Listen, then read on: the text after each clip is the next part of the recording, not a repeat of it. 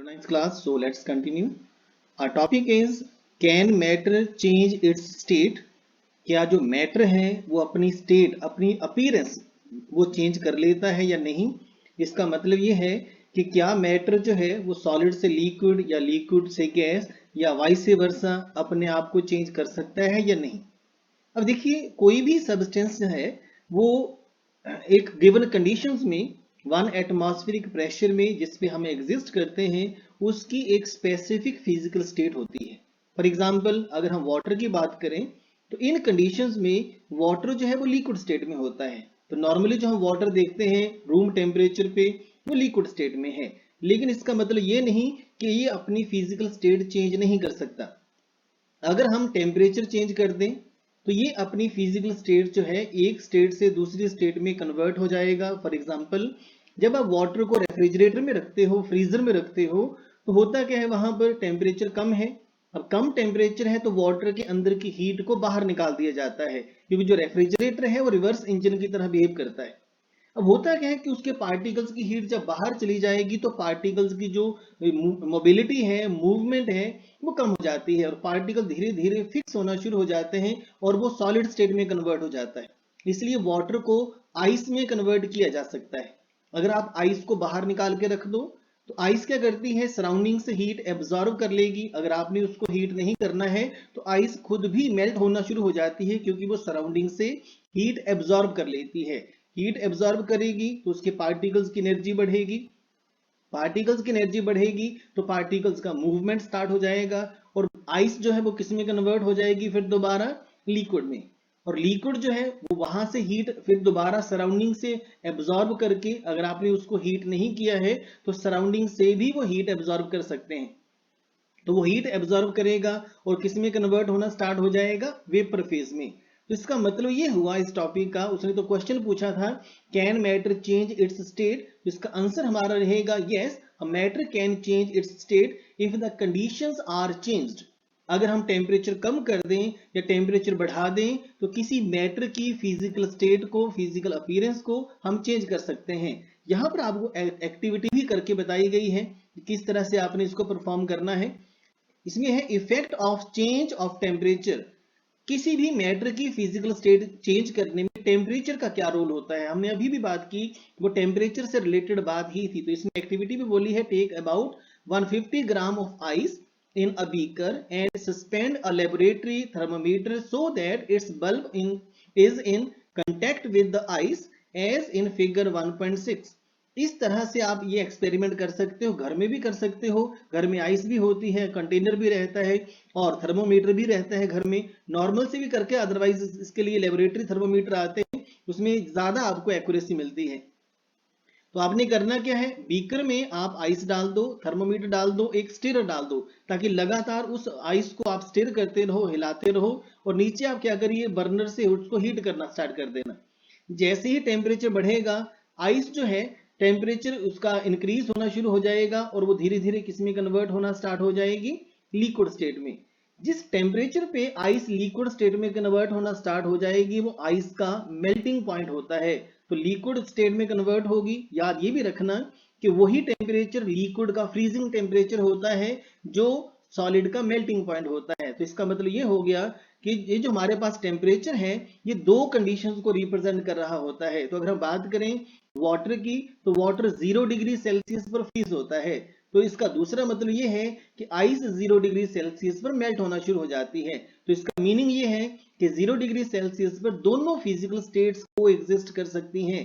अगर हम टेम्परेचर ज्यादा नहीं बढ़ाते, वहां पर आइस भी रहेगी, वहां पर वाटर भी रहेगा। लेकिन इस एक्सपेरिमेंट में आपने क्योंकि टेम्परेचर लगातार इंक्रीज करना है तो आप टेम्परेचर बढ़ाते जाइए और ये आइस जो है सारी की सारी वाटर में कन्वर्ट हो जाएगी। लेकिन एक चीज आपने नोट करनी है कि जब आइस वाटर में कन्वर्ट होगी तो एक बार टेम्परेचर जितना स्टेबल हो गया है उससे ज्यादा फिर नहीं बढ़ेगा जब तक सारी आइस मेल्ट नहीं हो जाती। लेकिन आप उसमें सोचोगे कि हमने तो टेम्परेचर लगातार प्रोवाइड किया, वो टेम्परेचर गया कहाँ, फिर वो पानी को हीटेड अप करने में क्यों नहीं यूज हुआ। पानी भी अब कोल्ड स्टेट में है, आइस भी कोल्ड स्टेट में ही थी, पानी का टेम्परेचर फिर बढ़ा क्यों नहीं, पानी ठंडा ही क्यों है। उसका रीजन ये है कि जब आप टेम्परेचर बढ़ाते हो तो कुछ उसकी जो हीट है वो जो टेम्परेचर है, वो जो एनर्जी है, वो वाटर की जो इंटरमोलिक्यूलर अट्रैक्शंस हैं उनको ओवरकम करने में खत्म हो जाती हैं। तो जो इंटरमोलिक्यूलर अट्रैक्शन जिनके कारण वाटर सॉलिड था, जब वो खत्म होंगी तब कहीं जाके वाटर लिक्विड में कन्वर्ट होगा। अब वो जो हमने हीट सप्लाई की थी उसका हमें इफेक्ट पानी के टेम्परेचर बढ़ने में नजर नहीं आएगा, वो हीट कहीं छिप जाएगी। उसको हम बोलते हैं लेटेंट हीट। लेटेंट का मतलब ही होता है छिप जाना, हिडन है जो। तो हमारे पास जो हीट इस तरह की है वो छिप जाती है, उससे पानी का टेम्परेचर बढ़ेगा नहीं, रहेगा वो भी ठंडा ही, लेकिन उस पानी में जो इंटरमॉलिक्यूलर अट्रैक्शंस है वो कम है, क्योंकि बेसिकली पानी की एनर्जी ज्यादा है। तो पानी की एनर्जी ज्यादा है लेकिन उसका टेम्परेचर हमें ज्यादा नजर नहीं आएगा, वो हीट सप्लाइड जो है वो हिडन है, वो लेटेंट है। इसी को लेटेंट हीट ऑफ फ्यूजन बोल देते हैं। फ्यूजन होता भी यही है, सॉलिड से जब आप लिक्विड में कोई चीज कन्वर्ट करते हो तो उसको बोलते हैं ये फ्यूज हो गई है, ये फ्यूजन है, मेल्टिंग है। तो इसमें टेम्परेचर मेल्टिंग पॉइंट भी बोल सकते हैं, इसको फ्यूजन टेम्परेचर भी बोल सकते हैं। सेम चीज आपने ये एक्सपेरिमेंट जो गिवन है, अगली एक्टिविटी वाटर को इसमें बॉईल करने के लिए गिवन है, 100% सेम ही है जो इसमें मेल्टिंग में था वही बॉइलिंग में है, एक्टिविटी सेम है। इसके बाद जैसे हम पहले बात कर रहे थे कि जैसे हमने टेम्परेचर बढ़ाया लेकिन वो हीट जो है वो सिर्फ उसकी फिजिकल स्टेट को कन्वर्ट कर पाई है, लेकिन जो उसकी नई फिजिकल स्टेट है उसका टेम्परेचर नहीं बढ़ा पाई। तो यहां अगर आप राइट साइड ऊपर देखिए, the word latent means hidden, the amount of heat energy that is required to change 1 kilogram of a solid into liquid at atmospheric pressure at its melting point is known as the latent heat of fusion। मतलब क्या है कि 1 kilogram solid को अगर आपने liquid में convert करना है तो एटमॉस्फेरिक प्रेशर, 1 एटमॉस्फेरिक प्रेशर जिसमें हम रहते हैं, तो कितनी हीट आप यूज करते हो उस हीट का नाम ही उसमें लेटेंट हीट ऑफ फ्यूजन होता है। तो ये हमारे पास सेम, आपने जब सॉलिड्स को लिक्विड में कन्वर्ट करना है तो latent heat of fusion word use करेंगे। अगर आपने लिक्विड को गैसीय स्टेट में कन्वर्ट करना है तो latent heat of vaporization use करते हैं। तो इनका मीनिंग सेम होता है, बस इसमें फिजिकल स्टेट का डिफरेंस होता है। इसमें जैसे यहां देखो नीचे, can you define the latent heat of vaporization, do it in the same way as we have defined the latent heat of fusion। वो कहता है सेम उसी तरह से डिफाइन करिएगा जैसे आपने फ्यूजन को डिफाइन किया, बस फर्क ये है कि उसमें सॉलिड से लिक्विड बनाना है, इसमें लिक्विड से वेपर्स बनाने हैं, लिक्विड से गैसीय स्टेट में कन्वर्ट करनी है, बाकी वर्ड टू वर्ड सेम रहेगा। तो नीचे एक डायग्राम भी गिवन है आपको, सॉलिड से लिक्विड में कन्वर्ट करना है, लिक्विड से गैसीय स्टेट में कन्वर्ट करना है और फिर रिवर्स आ जाएगा। तो इसमें नोट करने वाली बात क्या है कि जब लेफ्ट टू राइट साइड जा रहे हो तो आप हीट करते हो, जब राइट टू लेफ्ट साइड आते हो तो आप कूल कर रहे हो। इसका मतलब ये है कि जब सॉलिड से आप लिक्विड स्टेट जाओगे तो आपको पार्टिकल्स को एनर्जी बढ़ानी पड़ेगी, पार्टिकल्स की एनर्जी, उनको और हीट सप्लाई करनी पड़ेगी ताकि पार्टिकल्स के बीच में जो इंटर पार्टिकल अट्रैक्शन है उसको खत्म किया जा सके। तो जब आप खत्म करते हैं इंटर पार्टिकल अट्रैक्शन तभी वो नई वाली फिजिकल स्टेट में कन्वर्ट होता है जिसमें ज्यादा एनर्जी होती है। तो सॉलिड के कंपैरिजन में किसमें ज्यादा एनर्जी है, लिक्विड में। लिक्विड के कंपैरिजन में किसमें ज्यादा एनर्जी है, गैसीय स्टेट में। तो अगर आपको सॉलिड से लिक्विड जाना है या लिक्विड से गैसीय स्टेट में जाना है आपको एनर्जी सप्लाई करनी पड़ेगी। लेकिन अगर आप उल्टा जाना चाहते हो हाई एनर्जी से कम एनर्जी की तरफ, तो आपको उस सब्सटेंस की उसकी जो फिजिकल स्टेट है उसमें एनर्जी निकालनी पड़ेगी, और एनर्जी निकालने के लिए आपको क्या करना पड़ता है, कूल करना पड़ता है। तो अगर आप गैसीय से लिक्विड स्टेट में जाओ, इसको कंडेंस करो, तो आप उसमें टेम्परेचर लो करते हो।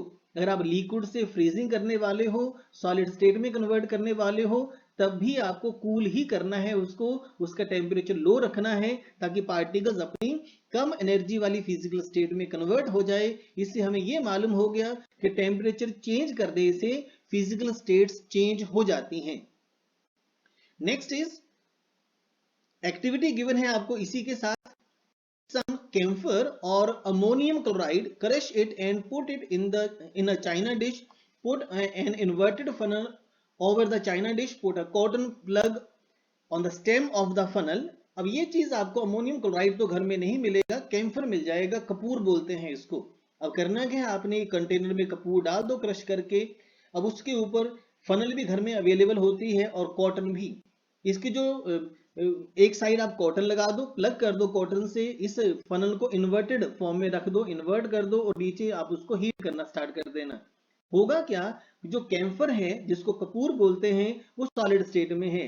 जब आप उसकी टेम्परेचर बढ़ाते हो तो बिना लिक्विड स्टेट में कन्वर्ट हुए वो वेपर्स बनाता है, और वेपर्स ऊपर जाकर जहां आपने कॉटन रखा है वहां से हम उसको बाहर नहीं निकलने देंगे, और वहां जाके वो फिर दोबारा अटैच हो जाएगा। अब क्योंकि सॉलिड लिक्विड में कन्वर्ट नहीं हुआ है, ये चीज आइस में नहीं थी, आइस पहले लिक्विड में कन्वर्ट होती है फिर वो गैसीय स्टेट में कन्वर्ट होती है, जबकि यहाँ पर जो कैम्फर है, जो कपूर है, वो डायरेक्टली सॉलिड स्टेट से वेपर स्टेट में, गैसीय स्टेट में कन्वर्ट हो गया है।